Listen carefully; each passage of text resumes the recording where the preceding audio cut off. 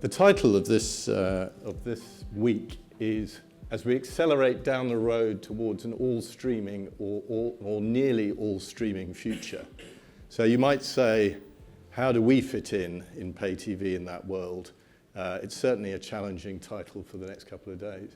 And you can see that challenge is played out in the growth of the platforms that are now proliferating in SVOD. And you've heard how from the Middle East all the way across to the US, SVOD has an unstoppable march.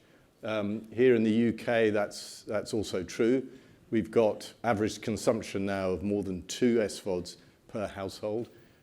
We have growing numbers where we're told now that Netflix's reach in the UK can, on some days, exceed the BBC's.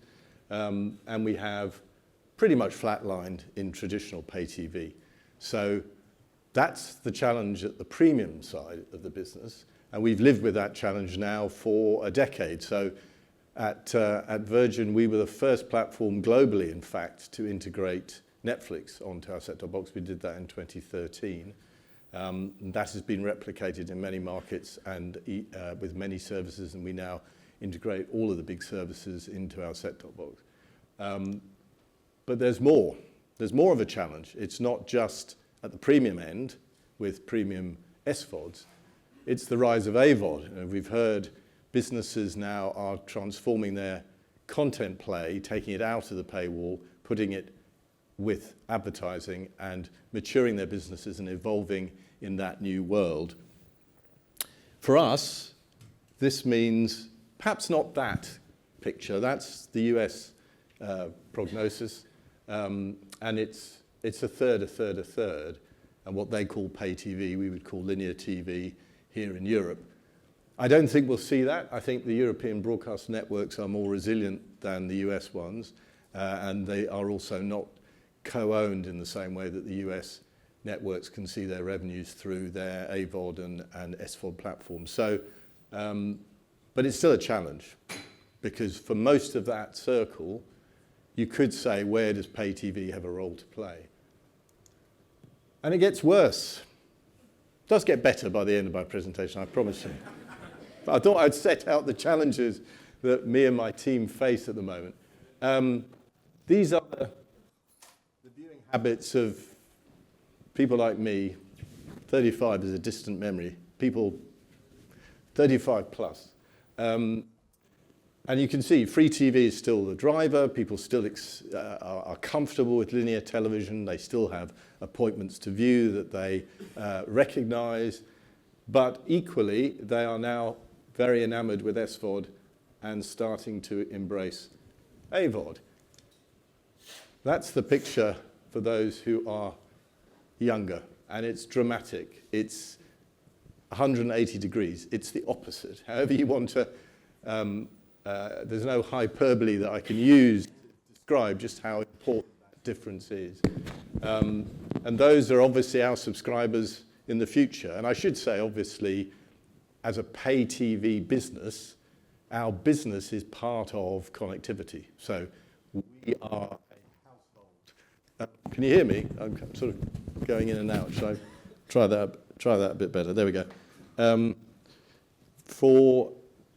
For us, they are our subscribers of the future. They are the ones who will be paying for our mobile contracts. They're the ones who will be paying for our broadband contracts. So we have to follow that audience. So as I said, pay TV is dead, right? I had to say that. Of course it's not. It's about maturing the business. And this is how we intend to do it. We have a plan, and that plan involves some of the things you've already heard this morning. About how you get closer to your audience, how you work better with those partnerships that you need. So if you look at, these are our core customer promises that we've identified in our plan. It's about giving them more of what you love. It's about filling that circle that you saw, not constraining ourselves to one of those elements of video, in fact, going beyond video in certain cases. It's about having entertainment your way. So it's about flexibility in the customer relationship. Best viewing experience, we've always had that here in the UK because our competitor is the satellite business of Sky or Twisted Copper. We've always had the best broadband, we've had the best QAM delivery. So we've always been in a position to offer that. All in one place, and we'll talk about that when I come into the detail, but that doesn't just mean physically on the set-top box, it also means in the subscription relationship with the subscriber. And then fame beyond video, I'll show you where we're going to that. And that means what I've just described. It's about more partnerships, personalized propositions. So we heard again this morning about the importance of data. We're now able to profile our subscribers, offer them not only financial benefits with data-driven propositions, but also content plays as well. The best viewing quality, a great subscription management process, which means they can add and remove subscriptions, and then going into gaming and video. So let's look a bit more in detail in those elements that will comprise the future of our pay TV offer. We're in a really good place when I look at my business here in the UK, because, as I said, being sandwiched between presenters and SVOD and sport is exactly where our service thrives. We've always had all the sport in the UK. Well, for the last decade, we've had all the sport in the UK. So the big providers of sport here, Sky and what is now TNT, we've had those on our platform, and we're in a position to offer them in a very cost-effective and low-friction way to our subscribers.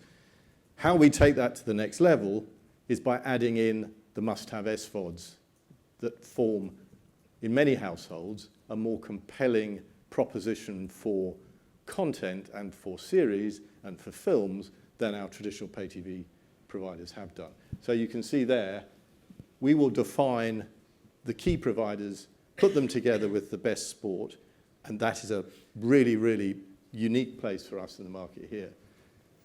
We've also identified that it has to come with value for money, and value for money in our business means securing tenure, giving longer-term subscriptions beyond, certainly beyond 30-day rolling. We'll offer 30-day rolling on a very flexible basis, but the longer you stay with us, and this comes, of course, the model comes from our mobile business, the longer you stay with us, whether that's a 12, 24, 36-month contract, that benefit will also drive the content value for money proposition.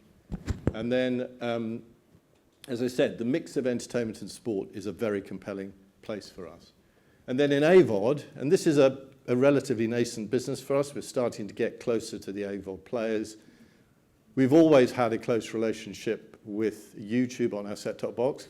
We integrate YouTube into our search function, so when you search for any topic or star or title, it brings up a YouTube search too. And so it's unsurprising that on our set-top boxes, it is, alongside BBC iPlayer, they vie for position as the two most used apps. It's also recognized by YouTube. When we speak to them, they say actually their growing business is in big format, large screen living room. It's not in small screens. So it's a place that they're comfortable to be with us and to work with us on that. And we also have Pluto on the box, and we're talking to all the other AVOD providers. So one of the customer values, one of the customer experiences that people get is a very seamless integration. So you can switch between AVOD, live TV. We have buttons on the remote that still have the guide and a direct link to live TV. We're very conscious to keep that a low friction route, partly because you saw earlier the very different audiences that we have. So my audience of older people need to have that listing, need to have that direct access to linear. The younger audience equally want to have a very quick access to their on-demand platforms. I can't come here and not talk about FAST. I've seen many of you earlier today. You will have heard me talk extensively about FAST. It plays a very, very important role in our plan. It bridges that AVOD and linear space.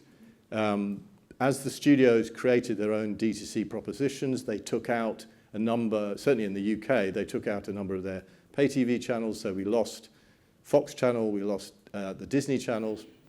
And that meant that as a destination, we were starting to see a drop-off in the appeal of our EPG. That's what FAST has repaired. We took the decision, it had technical and regulatory complications, but we took the decision that it had to sit in our EPG, and our FAST channels do that. We also heard about the importance of regional content. local appeal. We are not going for volume. We don't need a volume of kind of faceless international channels. We were very clear that we would have a smaller proposition up to 50. We're currently at about 30 plus, and those channels would be what our customers here watch. So we're fortunate with being an English language territory that we have a lot of library from UK producers who produce a lot of programming now and have very well-known program brands, are able to create very powerful thematic fast channels for us. And you can see that we get over 500,000 a month. I was just saying to someone in the hall earlier that we've had over 200% increase in our ad revenues year on year last month. So it's starting to show through in the money. So talk about the second pillar, entertainment your way. I think I mentioned it at the beginning. It's profiling the nature of the subscription to the customer. There are those customers that want flexibility rather than value for money. We will provide that. We did provide that with Stream. We now provide it with a product called Flex. We will also allow those that want to define their own bundles, but we know that even when we do that, 80% of people will take their predefined bundles that we have created for them. And if you look at what we've done so far, for us as a pay television business and as a connectivity business, there was a small but little kind of covered revolution just before Christmas when we offered Disney Plus with our broadband only offer. So that's the first time that we've offered video without pay TV. And that is something that we're very excited about. We've done it obviously in the context of our mobile business when we added Disney Plus to our mobile subscriptions. But you can see that that is the way to go, to have these kind of flexibility.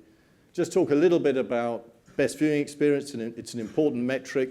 We track it in our joiners and leavers surveys about what brings customers to our service. Cable has always led on reliability. We've always made sure that we have HD as standard, that we don't charge for it in the recent years.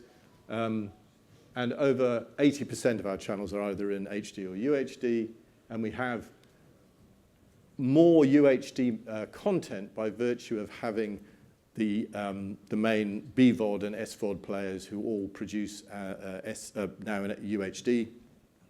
And that's something that we really trade on. When Netflix used to do they had a chart of recommended providers, we always won. We were always the best place to watch Netflix. And we know that if you've got a busy household who are consuming gaming and UHD content, UHD sport, that really is a must-have reason to have great broadband. So it's a very important place for us.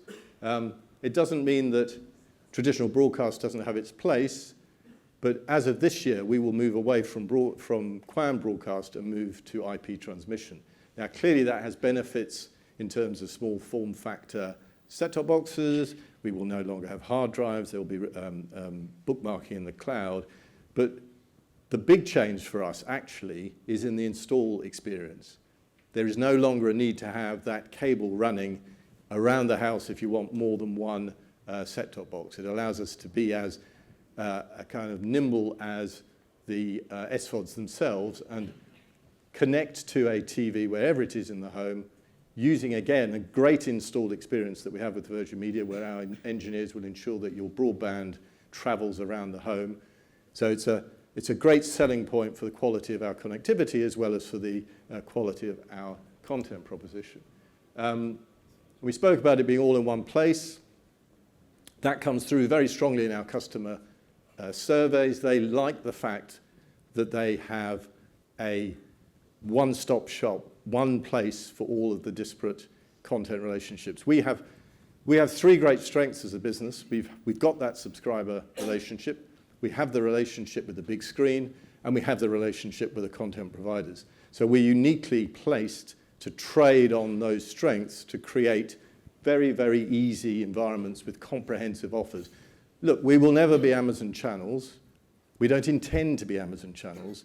But if you look at what our customers here in the UK want, there are the top 4 or 5 SVOD services. If we cover off those, together with a few others, we're sort of 90% of the way there. I think 95% of the way there.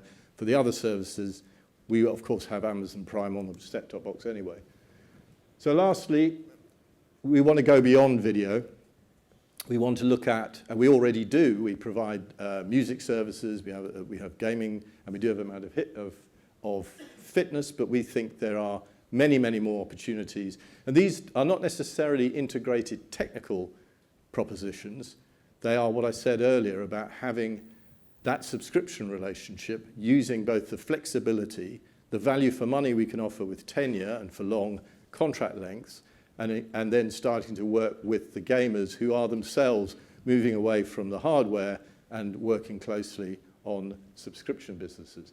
That includes audio, it includes fitness, books and magazines, and technology. We've got a recently announced relationship with Perplexity.